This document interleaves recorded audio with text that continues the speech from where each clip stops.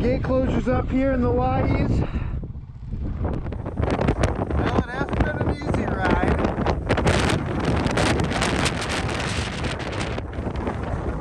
Lake Owyhee.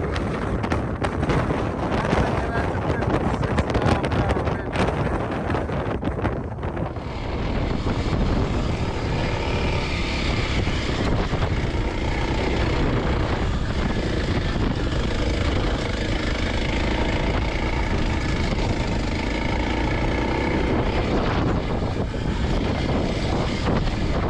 Well, a little update.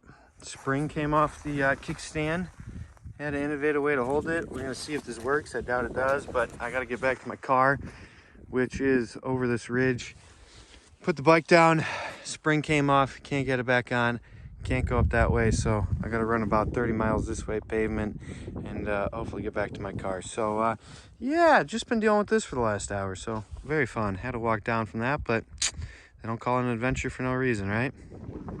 Well, we finally made it to Lake Owyhee. Without a kickstand, but the bike still runs. It's gonna be interesting getting back to the car. Don't have cell service.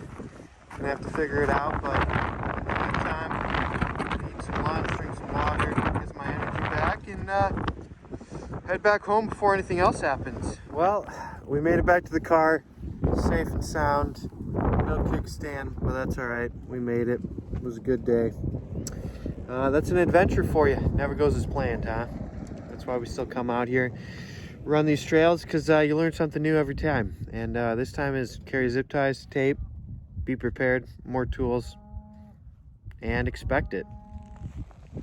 Well, I think I beat the rain, so I'm gonna get her loaded up and head back to Boise here. Catch you next time.